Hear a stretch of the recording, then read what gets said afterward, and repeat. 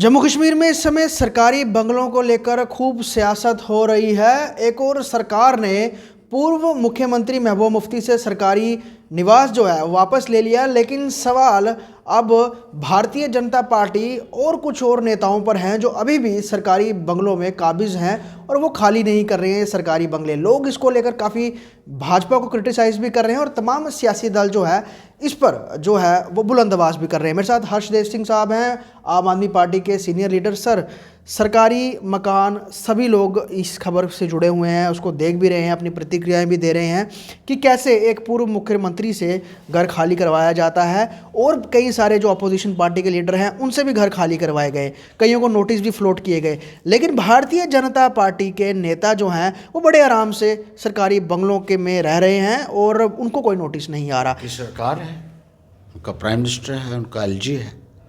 शैया बने थानेदार, अब डर काहे का। जितनी मर्जी लूट खसूट कर लो, जितना मर्जी सरकारी खजाने को चूना लगा लो, जनता का पैसा लूट लो, आपको कौन पूछ सकता है। जितना भ्रष्टाचार जम्मू कश्मीर में इस दौरान में हुआ है, इतना 75 साल में नहीं हुआ है कभी भी। खुलेआम वो उन बंगलों के ऊपर कब्जा किए हुए हैं जो सरकारी बंगले हैं।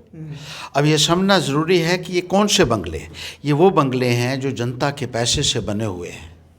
जनता टैक्स देती है, जनता के ऊपर हर तरीके का टैक्स आज लगाया हुआ है बीजेपी ने। कोई ऐसी चीज़ नहीं है जिसके ऊपर टैक्स ना हो।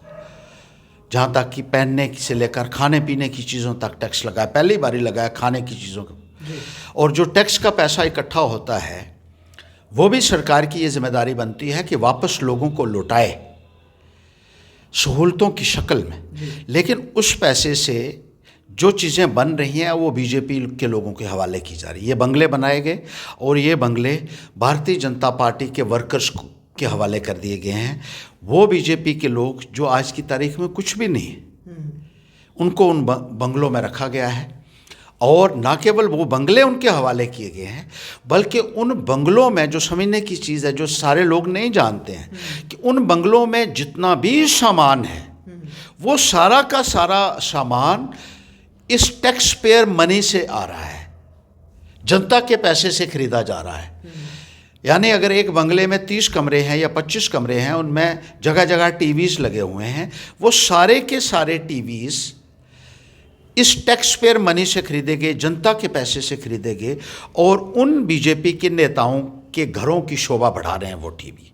इसी तरीके से जो रेफ्रिजरेटर्स हैं या जो फर्नीचर हैं, जो फिक्सचर्स हैं, जो नए सोफ़ा हैं जो मैंने और आपने नहीं देखे होंगे शायद कभी, वो भी टैक्स पेयर मनी से खरीद कर इनके घरों में रखे हुए हैं, जिसका ये इस्तेमाल यानी जनता के ऊपर टैक्स लगाओ और सुविधाएं बीजेपी के नेताओं को मुहैया करवाओ।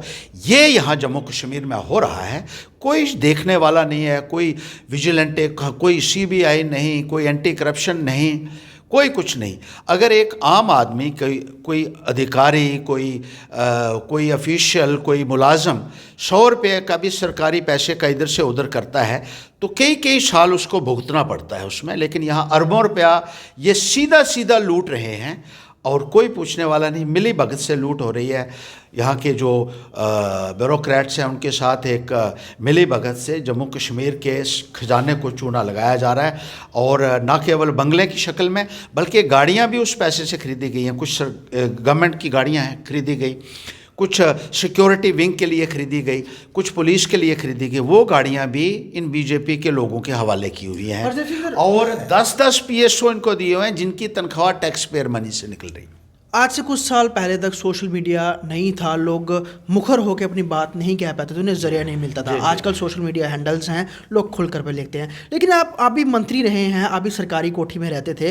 लेकिन मुझे चीज़ बताइए, कौन सा ऐसा कह सकते हैं कि लालच है या फिर वो कौन सा ऐसा टेस्ट है जो सरकारी बंगले में ही रहने में आता है, जबकि बजाय आपके इतने बड़े बड़े बंगले हैं जहाँ पर हर एक सुविधा है, वहाँ पर ना रहकर ये लोग सरकारी कोठी में रहते हैं। यहाँ तो मुफ्तखोरी है ना पूरी, बंगला भी मुफ्त और जहाँ वो जो सामान आता है वहाँ मैंने आपको बताया ना कि स्मार्ट टीवीज़ हैं महंगे महंगे, हम और आपने नहीं देखे होंगे जैसे मैंने जब वो आपको मुफ्त मिल रहे हैं और जनता के पैसे से मिल रहे हैं तो अपना पैसा क्यों खर्चना है। अपनी कोठी किराए पे दे दो और यहाँ आप रहो, यहाँ रहो, ऐश करो, उधर भी कमाओ इधर भी कमाओ। वो कहते हैं ना, दोनों हाथ घी में और सर कढ़ाई में। ये है बीजेपी के। आम नागरिक जो है आज महंगाई की मार झेल रहा है, टैक्स की मार झेल रहा है, डेली वेजर्स को तनख्वाह नहीं है, कहते हैं हमारे पास पैसे नहीं हैं। लेकिन बीजेपी के नेताओं को तमाम ये ऐशो आराम के साधन देने के लिए इनके पास बहुत पैसा है। हमने रविंद्र रैना से इस मसले पे बात की थी। रविंद्र रैना ने ये कहा कि जो देश विरोधी बातें करता है, वो खासतौर पर महबूब मुफ्ती के लिए बोल रहे थे, जो देश विरोधी बातें करता है उससे तो सब कुछ छीन लिया जाएगा। तब मैंने ये कहा कि सर, अगर दोबारा से महबूब मुफ्ती भारत माता की जय या फिर इस तरह के अगर वो नारे लगाती है, क्या उन्हें सरकारी कोठी मिल जाएगी, तो वो हंसने लग पड़े। देश विरोधी है तो उसको तो आपने अपना माई बाप बनाया हुआ था, उसी के पीछे चलते थे हाथ बांध के। आप उसको अपना मुख्यमंत्री, अपना लीडर बनाया था। लेजिस्लेचर का लीडर कौन था? हाउस का लीडर जिसे कहते हैं, महबूबा मुफ्ती थी, और इसमें वो उसके समर्थक रहे हैं। और आज वो देश विरोधी होगी, वो बात भी छोड़िए। बाकी के जो अपोजिशन के लीडर हैं आपको सारे देश विरोधी लगते हैं, जिनके आपने मकान खाली करवा दिए। कहा पुलिस भेजकर इनका सामान जो है वो बाहर फेंक दो, तो अपोजिशन वालों को आपने बाहर फेंक दिया सामान उठाकर। वो आपके लिए देशद्रोही हो गए और आप देशभक्त हो गए। रविंद्र रैना जी, आपको मैं याद दिलाऊं कि एलईटी का एक जो कमांडर था, उसको आपने ऑफिस बेरर बनाया हुआ था। तालिब हुसैन जो था, उसको आपने अपने साथ, वो आपके किचन में भी जाता था, आपके बेडरूम में भी जाता था, और उसको साथ लेकर आप दिल्ली जाते थे। वो तो आपकी पार्टी का लीडर था। ये तो लोगों ने शोर किया कि मिलिटेंट को आपने पार्टी में, आपके मिलिटेंटों के साथ गठजोड़ है। तो फिर उसके बाद आपने जो है वो सफाइयाँ देने लगे, नहीं है, ये है, वो है। और आज इस तरीके की बातें करके आप लोगों को गुमराह कर रहे हैं। यहाँ निकालिए, सबको निकालिए।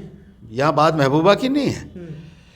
कानून के मुताबिक क्या आपका अधिकार बनता है कि आप उन बंगलों में रहें और जनता के पैसे से आप तमाम सुविधाएं हासिल करें? महंगे महंगे आप ऐशो आराम के साधन आप टैक्स पेयर मनी से ले रहे हैं। जब डेली वेजर्स को तनख्वाह देने की बात आती है तो आप कहते हैं पैसे ही नहीं है आपके पास। उनको कई महीने, सालों से तनख्वाह नहीं है। पढ़ा लिखा नौजवान है, वो नौकरी उसको नहीं मिल रही है, क्योंकि आप कहते हैं कि आपके पास पैसे नहीं है। हम आधी तनख्वाह के ऊपर अगर लगाएंगे तो आधी तनख्वाह के ऊपर लगाए हैं, और आधी तनख्वाह के ऊपर आपने लोगों को रखा यहाँ। आप कहते हैं पैसे नहीं है। आपको अपने लिए सारे जो है सुविधाएं के लिए जो है वो टैक्स का पैसा लगा रहे हैं, लेकिन आम नागरिकों के लिए, अब लोगों को पीने का पानी नहीं है। मैं आपको बताऊं, गाँव के अंदर अगर आप चले जाएं तो पीने का पानी नहीं है। कुछ अपोजिशन के लिए सर, कुछ अपोजिशन के लीडर भी हैं जो उनके भी, हमारे एक और पूर्व मुख्यमंत्री हैं, लीडर ऑपोजिशन रहे, गुलाम नबी आज़ाद साहब, उनके पास जम्मू में भी सरकारी बंगला है, कश्मीर में भी है, वो भी काबिज है, उनसे भी खाली करवाना। बीजेपी वाले ही बता सकते हैं कि गुलाम नबी आज़ाद साहब के साथ भी, उनको सिर्फ गुलाम नबी आज़ाद नहीं, जो उनके साथ और लोग जुड़े हुए हैं, जैसे अपनी पार्टी अल्ताफ़ बुखारी है, उसको भी दिया हुआ।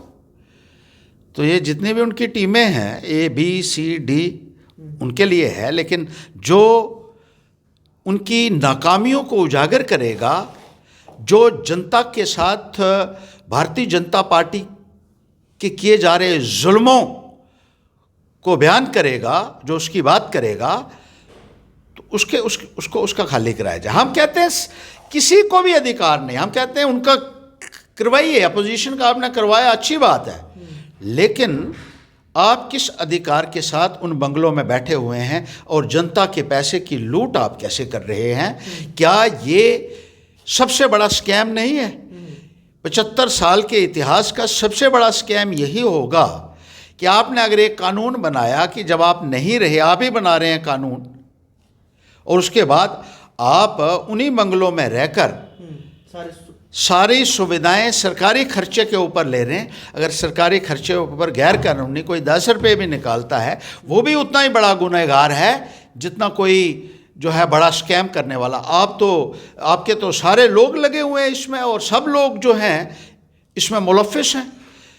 ब्यूरोक्रेट्स के साथ मिलकर आप सरकारी जो पैसा है उसको लूट रहे हैं, जनता के पैसे को लूट रहे हैं, टैक्स पेयर मनी को लूट रहे हैं आप, तो आपके पास क्या जवाब है? जनता को जागरूक होना पड़ेगा। मैं ये कहता हूँ कि ये लोग ये समझते हैं कि हमारे हाथ में सत्ता लग गई है, हम जो मर्जी कर लें और जिस तरीके से मर्जी चला लें, और जनता को आपने आज इतना मायूस कर दिया है। जनता को बुनियादी सुविधाओं से वंचित करके आप ऐश परस्ती में जिस तरीके से लगे हुए हैं, और वो भी जनता के पैसे से, उसका जवाब जनता को इनको आने वाले वक्त में देना चाहिए। लेकिन आपको लगता है, क्योंकि क्या लोग मूर्ख हैं सर? क्योंकि लोग सब कुछ देख रहे हैं और ऐसे नेताओं को क्या ये नहीं पता है कि उनकी छवि बाहर क्या बन रही है? लोग प्रतिक्रियाएं दे रहे हैं, लोग देख रहे हैं सब कुछ। तो ऐसे नेताओं की ये जो इमेज है, कहते हैं छवि, वो भी तो धूमिल हो रही है ना। उनको भी तो पता है उनके बारे में किस तरह की चर्चाएं हो रही हैं, तो उनको इस चीज़ का डर तो होगा ही कि आने वाले समय में हम चुनाव लड़ेंगे, लोग ये चीज़ याद रखेंगे कि सरकार में ना होने के बावजूद भी कई लंबे समय पता है, लेकिन वो समझते हैं फिर मोदी आएगा और मोदी हमें बचा लेगा। फिर कहना है इलेक्शन, अपना नाम थोड़ा लेना है। वो मानते हैं कि उन्होंने चोरियां की हैं, पर लोगों को कहते हैं मुझको नहीं, मोदी को दे दो। मोदी के नाम पे चोरी कर लो, जो मर्जी कर लो, उसके बाद मोदी का नाम लेके, बीजेपी का नाम लेकर सारे पाप जो है अपने धो डालो, तो बैठे बिठाए गंगा स्नान भी आपका हो जाएगा। मतलब मोदी नाम लेने से गंगा स्नान हो जाता है। गंगा स्नान हो जाता है। यहाँ पर हम बात करते हैं हरदेव सिंह साहब से, और जिस तरह से सरकारी बंगलों को लेकर सियासत चल रही है, और सब इन्होंने जैसे कहा भी कि एक बहुत बड़ा स्कैम है, क्योंकि इतनी करोड़ों रुपए की राशि जो है वो जो ऐसे नेताओं के सरकारी आवास निवासों पर जो है उनके रख रखाव के लिए, उनके कुक्स के लिए, ड्राइवर्स के लिए, हर चीज़ के लिए खर्चा हो रहे हैं। तो ये भी तो एक स्कैम है, इस पर कौन बोलेगा? और प्रधानमंत्री के नाम पर हमेशा फ़ायदा लेने वाले नेता क्या आगे भी इस तरह ही जम्मू में भी फ़ायदे लेते रहेंगे? अगर मोदी जी तक ये बात पहुँचती है तो क्यों अभी तक कार्रवाई नहीं हुई? ये बड़ा सवाल है। जम्मू से गौश पटियाल की रिपोर्ट।